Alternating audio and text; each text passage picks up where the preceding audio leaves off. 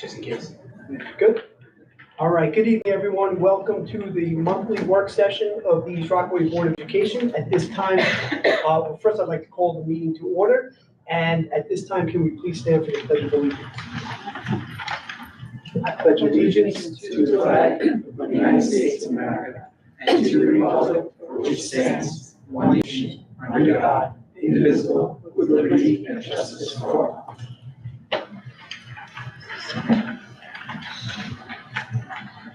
Okay, first thing is new business. None at the moment. None at the moment. Nope. All right, none at the moment. Old business. A few items to talk about. First, I just want to remind the community to continue to vote for our hometown heroes. We are at the point now where new nominees to be recommended. So we will actually post something on the school website for people to nominate people for the hometown hero. I just want to remind the community that this is something that we will do at our monthly Board of Education meeting. So we will be recognizing Michael Stern this month, next week. So please come celebrate that with us. And then from that point on, I'm hoping that community members will take advantage of that and put names in for and nominees for hometown hero. I have two additional items I'd like to talk about that I did not put on the agenda. First, I'm very, very excited about our Superintendent Student Advisory Council. They will be presenting next Tuesday. The topic is how can they improve our schools? And we have eight amazing students, 4 elementary students, 2 middle school students, and 2 high school students. We'll talk about improvements they want to see in the school. And this is something that, when running for this position, that I promised the community that we would bring more grassroots down to the kids and have them impact learning. And this is one of the ways that we saw fit. So please come out and see our students do their presentations at next Tuesday's meeting. And last but not least, we do have our Superintendent's Advisory Council. We also will be doing a presentation on iReady, and I can say that I'm very excited about the results that are coming in. To put it clearly, I wasn't anticipating these academic results as quickly as they're coming in. But Mr. Murray and his team will be making a presentation next Tuesday, so please come out and see. We're really excited about sharing our improved results and where the district's going academically. So that's it for old business. All right, thank you. Okay, so next on the agenda, items for discussion. First is review minutes of the regular Board of Education meeting on February 13th. Does anyone have any questions on February 13th board meeting? No. Okay. Questions on the next board agenda, the March 26th next week? Any questions? I'm good. Thank you. Okay, at this time, Mr. Van Wart will do the budget work session presentation number 2.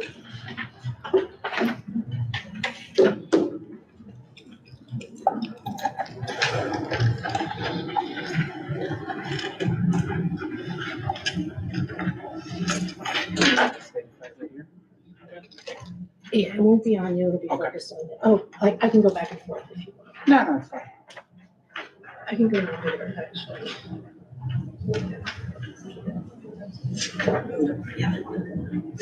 Good? You're good. Mm-hmm. Okay. So thank you. So this is our budget work session number 2. It's been 6 weeks since the first work session. There's been a lot of developments. At the state level, I'll give an update on that. We'll also talk about proposed plan to use reserves for this year, as well as voter propositions. And we'll go through some of the expenditures as we're now crystallizing the overall budget ahead of the adoption plan for the middle of April. I always like to start with this slide here. So we're dedicated as an administration team and the Board of Education of East Rockaway to developing a budget that's fiscally responsible, educationally sound, maintains our existing programs, provides enhancements for emerging needs, provides for a healthy and safe learning environment, and aligns with the district's 5-year strategic plan. So last update I gave was heavily focused on the foundation aid changes that were proposed by the governor as part of her executive proposal. There's been quite a few developments since that 6 weeks ago. Namely, this past week, the New York State Assembly and the State Senate have passed their one-house proposed budgets. So this is a good indicator of where the overall budget is going to end, leading up to the New York State budget deadline of April 1st. And there's a lot of promising signs in there versus where we were about 6 weeks ago. On the foundation aid related proposals, the last update I gave was that the governor had proposed to remove the hold harmless provision of the foundation aid formula, which would have resulted in the district losing foundation aid year over year compared to 23-24. The governor also had proposed to adjust the way that CPI is calculated and applied to the foundation aid formula. I'm happy to say that there seems to be no appetite from both legislative houses for those two provisions. And it's looking like when the overall budget passes that the hold harmless provision will remain in the budget, in the foundation aid formula, and the CPI calculation will remain exactly the same as it's been in the past. In addition, both houses are proposing a minimum 3% foundation aid increase for school districts, irrespective of if you're expecting in the formula to have an increase or not. So overall net impact of that, if this is to pass, East Rockaway would be seeing a $243,000 increase from what I had presented last budget work session. There's a couple other proposals inside the legislative bodies right now that are also may have a positive impact on the district as well as other districts in the state. The ones that I kind of highlighted here for this presentation, it's not all of them, but there's universal consensus between both legislative bodies, so it's likely that these will pass. Increased funding for universal school meals across the state. Last year, the state legislature passed additional funding for schools that qualify for a program called CEP, which is a federal program. East Rockaway, because of our pre-reduced lunch numbers not meeting the threshold, we did not qualify for CEP in previous years. It's interesting to see what the proposal will be to increase funding for schools above and beyond the CEP qualified districts as the budget passes. So it's very possible that we may be able to offer universal free lunch for all of our students for 24-25, but we're waiting to see on that proposal. One other proposal in the budget for this year for both houses is pre-kindergarten allocation per student. They're both proposing to increase that threshold right now. Right now it's 5,400 is the floor. Both houses are looking at significant increases. I think the Assembly had 6,700 per student, and the State Senate was around 7,000. One other change that would have a positive impact on the district is increasing the BOCES career and technology education aidable salary cap. It's been at $30,000 for over 30 years. So they're now finally considering to double that to 60,000. If that was to come to fruition, we would expect to see an increase in our BOCES aid. And they're looking to also allocate some funding. I think it's $1 million to review the overall foundation aid formula and propose changes for the future. The goal of foundation aid is to steer state aid money towards districts that really need it. It's been a long time since they looked at the foundation aid formula. A lot of the data inputs into that formula are outdated at this point. Census data from 2000, as an example. So I think that's a positive development as well with the state. So for 2024-2025, we filed our final tax levy cap number on March 1st to the OSC. So the final number is 2.48%, which translates to an $810,806 potential property tax levy. For 23-24, just to give you some perspective, the levy increase for the district was 1.83, which is $587,173. The tax levy cap up there, that is the cap. That is not what we're proposing from a tax levy perspective for 24-25. And not to bury the lead, but I'll get to that a little bit later in the presentation for where we think we are right now and what we think we're gonna need to propose for the 24-25 school year. I'll start with just what we think from a reserve perspective that we want to do for 24-25. So district has a technology capital reserve that was established 10 years ago, May in 2014. The voters approved to have a 10-year funding lifetime on that reserve, so we're at the end of the useful life of it. So when the initial capital reserve was passed by the voters in 2014, a couple stipulations were put on it. You cannot exceed more than $2 million into that reserve, and annual funding cannot exceed $200,000. Since we're at the end of the 10-year funding lifetime, the district has no ability to now put more money back into that capital fund. and we need to spend down the remaining funds that are inside that capital fund.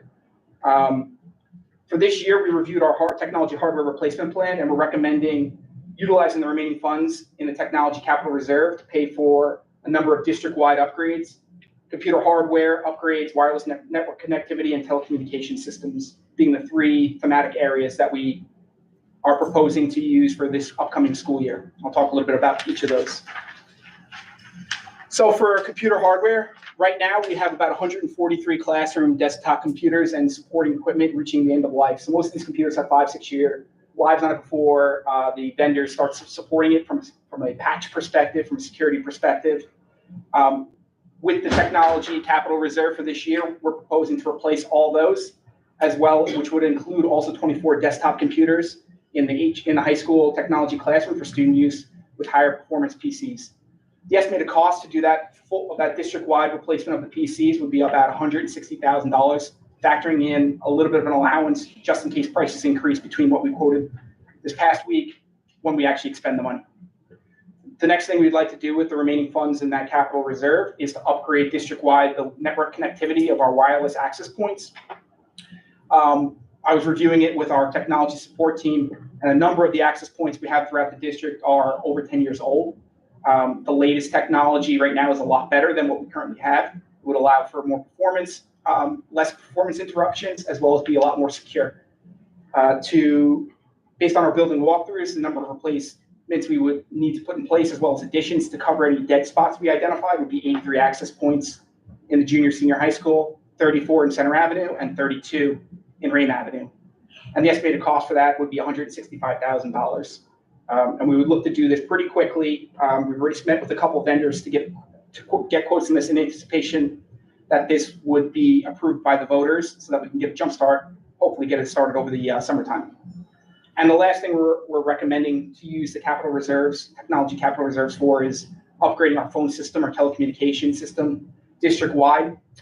District's on a pretty old telephone service right now. Basically what we pay for is we're part of a NASA consortium, which splits the cost of the phone service across multiple districts in Nassau County.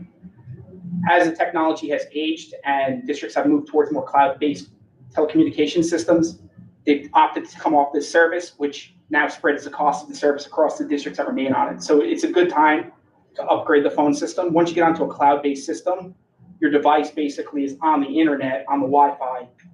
You're not tied to a desk. It can be moved around. It also gives us the opportunity to update our main office system, our menus that come through, a lot of customization there.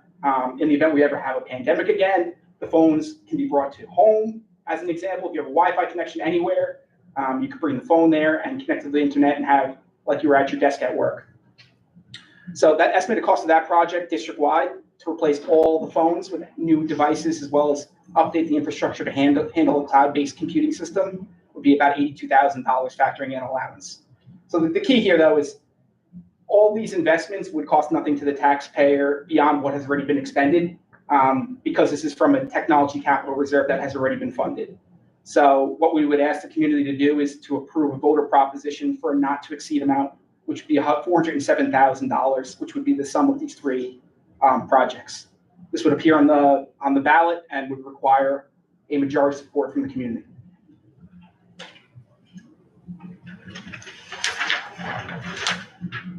So for building capital improvements for 24-25, we already have previously funded and approved projects for the nurse's office renovation that's scheduled for the summer. That was part of the bond referendum that was passed in 2019 and then updated in 2021. And we also have the high school cupola renovation project, which was approved as part of the 2023-2024 budget vote. For 24-25, new proposed projects that we would like to do would be a ceiling renovation in the high school technology building in one of the classrooms. That there was significant work that went on with the HVAC upgrades that occurred. The ceiling still has some work that needs to be done to be completed, as well as upgrading the surveillance cameras in the high school. So we've already completed the upgrade of the surveillance cameras in both of our elementary schools. The high school still has some old analog cameras and some spots across the building and out on the exterior of the building where we would like to add additional cameras to cover areas that only have partial coverage right now. So those two projects we anticipate would cost approximately $90,000. So when you look at it from a budget to budget perspective between 23-24 and 24-25, we're proposing to reduce the budget amount for transfer to capital from 150,000 to 90,000 to complete these two projects. And I would be remiss if I didn't mention the energy performance contract that we've been talking about in each of our board meetings leading up to today. We have received updated proposals from vendors, and I believe we'll be in a position to announce some additional information to the community at our next board meeting. And again, an energy performance contract is tax neutral to the community. It's funded through the energy savings you receive as part of the upgrades, as well as the building aid you receive back on the overall cost of the project. So this is again a summary of what a school budget looks like from an expense category perspective. So 75% of the school budget is related to salaries and benefits, which is a segue to our proposed budget for 24-25, what the salaries and the fringe benefits we anticipate are going to look like for next year. Salaries we're expecting are going to increase from $23.8 million to $24.3 million, which is a $473,000 difference, or 1.98% increase, which is pretty good. Benefits, on the other hand, we're expecting to increase from $9.4 million to $10 million, about a $525,000 increase, or a 5.54% increase overall. The cost drivers behind salaries and benefits for 24-25, ERS contributions and TRS contribution rates have gone up significantly, especially ERS. Tier 6 employees in the ERS pension system, the contribution rate has increased up to almost 17% for next year. Hopefully it's a one-year thing, but it seems like the ERS over the past couple of years has been increasing. We hope at some point in the future the pension fund will be a little better funded and we'll start to see those percentages decreasing. But for 24-25, it's going to be a tough year in terms of the contributions that the employer has to do for the ERS fund. TRS has a slight increase as well, but not nearly as significant as ERS. It's even more apparent when you look at the overall amount that we contribute into the ERS system versus TRS. For a TRS system in 23-24, we budgeted $1.8 million. That's only going up $20,000. In 2023-24, we anticipated contributing $559,000 to ERS, and that's going up $76,000. So a huge 13.6% increase year over year. FICA Medicare, we're expecting to go up $64,000 as salaries increase. Some good news, workers' compensation, we're anticipating a significant decrease in terms of our expenditures for next year. We're expecting a 22% decrease overall based upon the district's risk profile and history of workers' comp cases that have gone through. And the big expense when it comes to fringe benefits for all school districts right now is our health insurance premiums. For 2024, the health insurance contribution rate, premium rate went up 10%. Previous year went up about 14% for family plans. For next year, we're anticipating, when you factor in the 2024 calendar year increases plus what we're expecting and budgeting for 2025, a 7.82% increase overall budget to budget. So all in for fringe benefits and salaries, we're expecting approximately a $1 million increase year over year, or a 2.99% increase. Now, these numbers here factor in a number of additional staff members that we've brought on over the past year and anticipate bringing on in next year. So we hired a board-certified behavioral analyst this past year, which has been funded through some of our American Rescue Plan federal grant money. With that money, that grant coming to an end for 24-25, the general operating budget will have to assume the costs associated with that employee. For next year, we're anticipating the need for a physical education teacher's assistant. We have to increase our special education aid headcount because of increases in needs with IEPs. We've included some funding for an additional junior high school soccer team for coaching staff, and this budget is also factoring in all the collective bargaining agreements that are currently under negotiation for our non-instructional units, which includes our teacher aides, our clerical staff, as well as our custodial staff. So our contractual expenses for 2024-25, we're actually anticipating a decrease here, which is good. Our 23-24 budget was about $4.04 million. For 24-25, we anticipate it's going to be about a $3.9 billion amount that's necessary, which is a $137,000 decrease, or a 3.41% decrease. What's the driver behind that?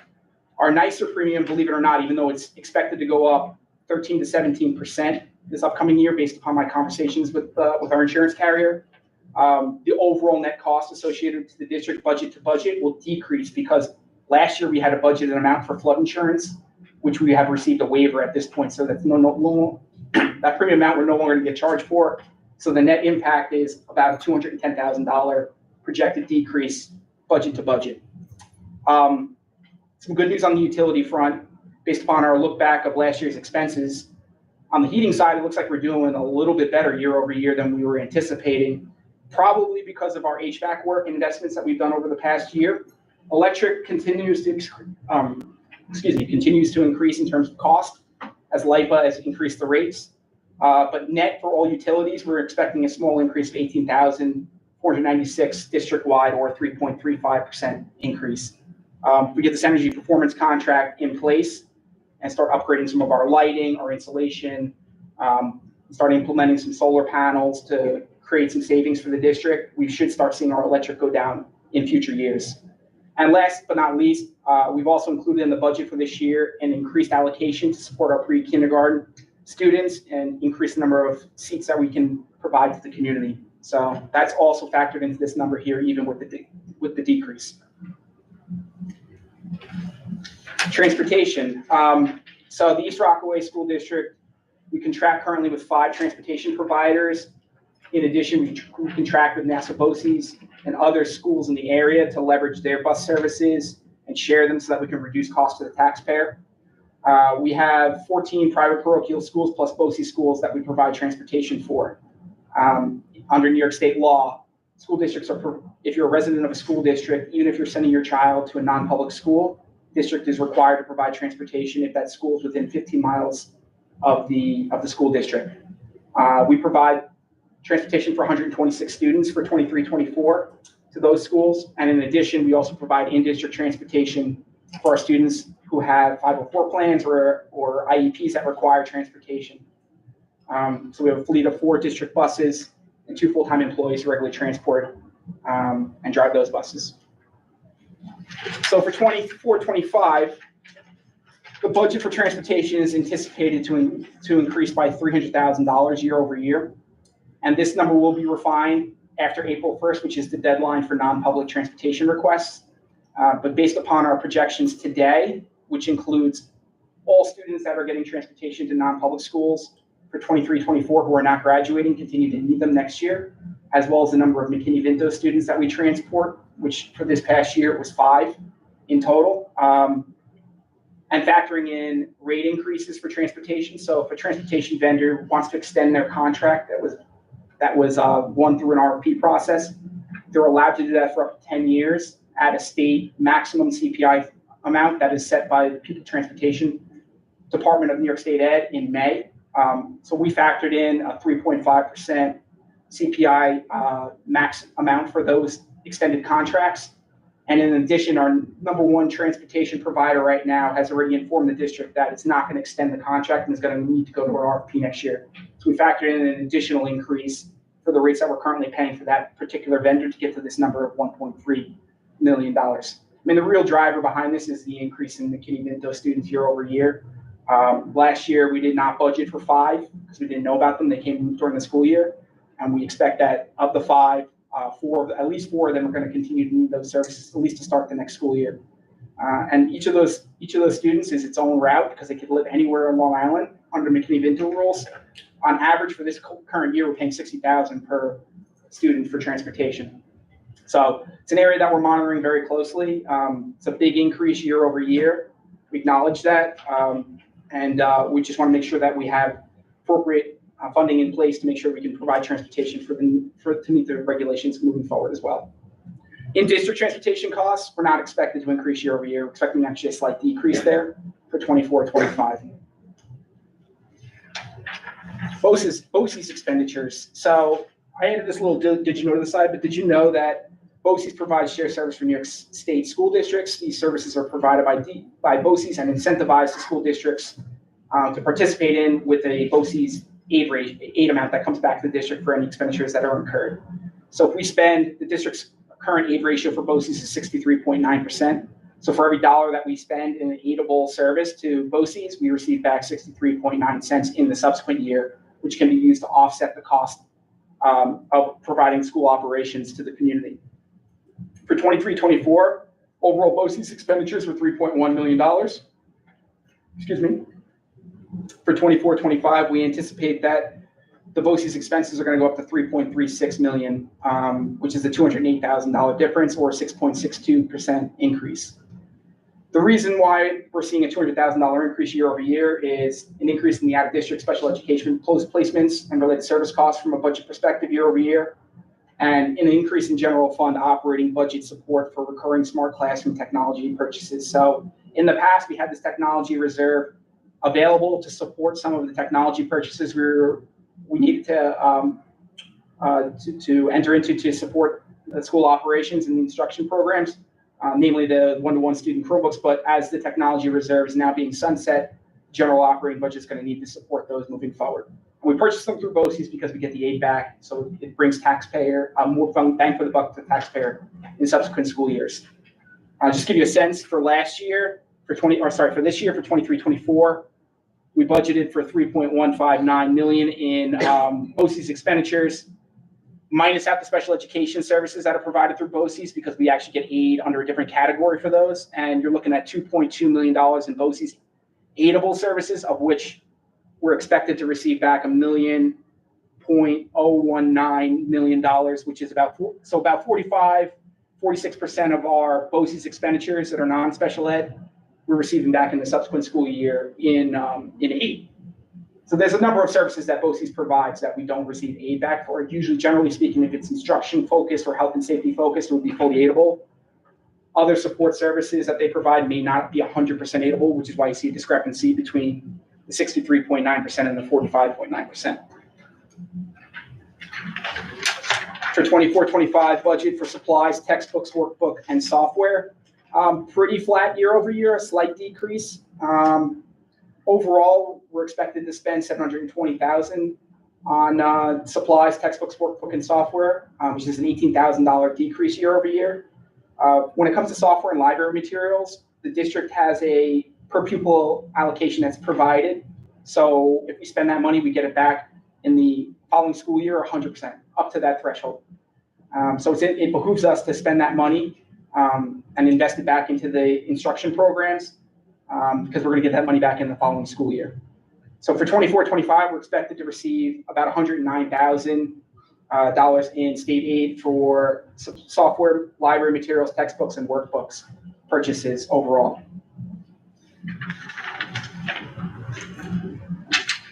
For equipment for 24-25, small decrease here as well, but pretty flat year over year. So $98,500 for 23-24. We're proposing $93,500 for 24-25, $5,000 difference.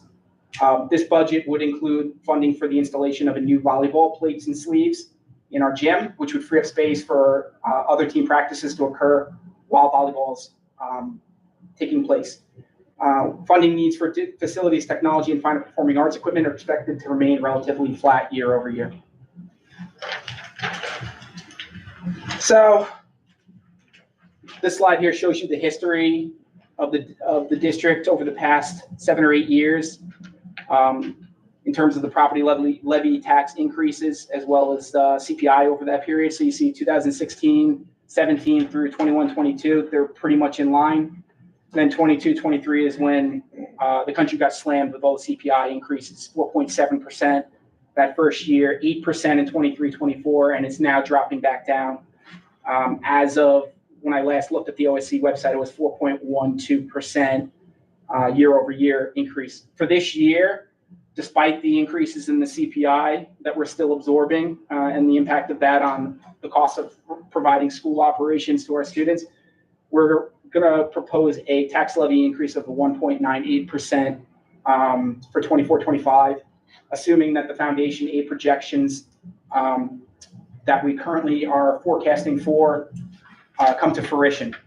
So just to give you a sense of if we go out with a property tax levy increase of 1.98, what's the impact on the taxpayer for 24-25? We anticipate a 1.98% increase in the levy would result in an annual increase of $168.57 for the average taxpayer, based upon Class 1 residential home assessed values that were provided to us last in September of 2023. Those get updated every couple months. So 168.57 annually or 1405 a month. And just to give you some perspective as well on what other school districts in the area are doing right now, and this is based upon data that was submitted to the OSC with the tax cap levy filing that was required on March 1st. Suffolk County, the average levy limit for those school districts in Suffolk are 2.77%. The average levy increase percentage is 2.86% currently, based upon what was submitted. In Nassau, it's 2.88 and 2.484. And overall on Long Island, the average levy increase that's being proposed, or at least what was submitted to the state, and that will be refined as well, is 2.669. So we're proposing to go out a little bit lower than that at 1.98%. And we think that if the foundation aid, the good news that I shared at the very beginning of this presentation comes to fruition, we'll be able to support the budget next year with a 1.98% increase. And that's all I had prepared for today. So our next budget work session is on April 9th. We'll talk a little bit about the instruction and curriculum that we have planned for 2024, as well as some of the special ed programs that we're looking to implement for next year. We'll go through the 3-part budget and we'll talk about all revenues. That'll be inclusive of the property levy tax, hopefully final state aid numbers, some of the local sources we have for revenue that we're expecting for next year. And we'll be in a position at that point to propose a budget to be adopted on April 16th in the public hearing. We'll just pause at that moment and ask if anybody has any questions. Any questions? I have a question Sure. about the insurance waiver. Yeah. Is that only for this year? The waiver? It's in perpetuity. Yep.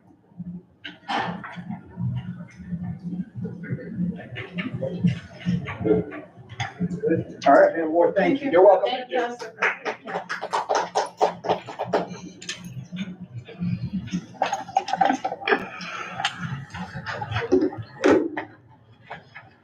Okay, I'd like to make a motion to adjourn the meeting now to go into contract negotiations. Motion. Motion by Mr. Kilkus, second. Second. Second by Mrs. Ronigan, all in favor? Aye. All right, motion approved. Good night, everyone. Good night. Thank you. Good night. Thank you. Bye.